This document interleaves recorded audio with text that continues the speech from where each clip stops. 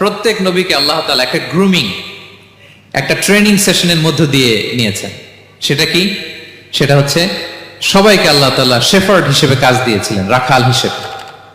পৃথিবীর সব নবীরা ছাগল চড়াতেন, সব, আদম আলাইহিস সালাম থেকে শুরু করে বিষ্ণু ইসা ইসলাম পর্যন্ত। He started his first career as a shepherd. সুবহানাল্লাহ। ওনার প্রথম ক্যারিয়ার উনি রাখাল হিসেবে শুরু করেছেন। রাখালরা যে কাজ করে, অর্থাৎ মরুভূমিতে ভেড়া, ছাগল, তারপর বকরি, দুম্বা, এই চড়ানোর কাজগুলো দিয়ে বিষ্ণু ইসা ইসলাম তার ক্যারিয়ার শুরু করেছেন এজ এ শেফার্ড। বিষ্ণু ইসা ইসলাম বলেন, সেই বুখারীর বর্ণনা, মা বাআসাল্লাহু নাবিয়্যান ইল্লা রাআল গানাম।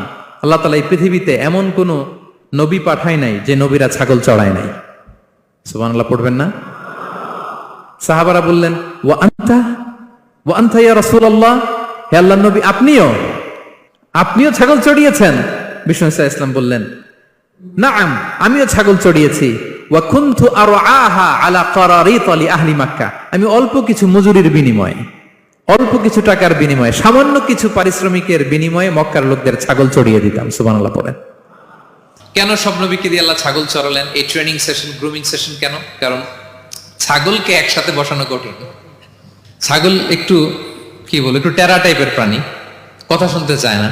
ধরেন যে সারা সপ্তাহ আপনি খুব ব্যস্ত, একদিন সুযোগ পাইছেন সপ্তাহে যে আজকে আমি ফ্রি আছি, যাই পুকুরে যাই, আমিও গোসল করি, ছাগলটারও গোসল করাই। এটা ধরে যদি এখন পুকুরের দিকে টান দেন, কি করবে?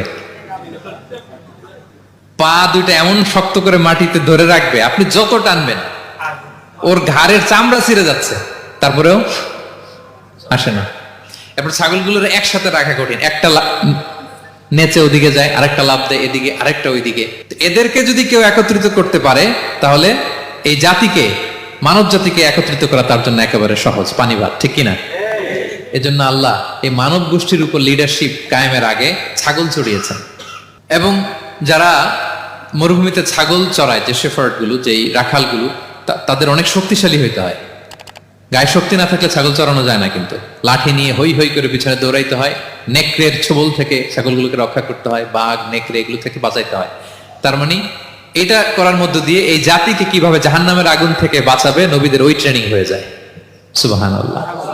ছাগল এদিক ওদিক দৌড়াতে থাকে, এদেরকে যেমনি একত্রিত করতে হবে, নবীদের কাজও হচ্ছে মানব গোষ্ঠীকে ইউনাইটেড করা, একত্রিত করা। এজন্য আল্লাহ তাআলা মা বাআসাল্লাহু নাবিয়্যান ইল্লা রাআল গানাম, এই পৃথিবীতে এমন কোন নবী পাঠান নাই যে এই নবীকে দিয়ে আল্লাহ তাআলা ছাগল চড়ান নাই।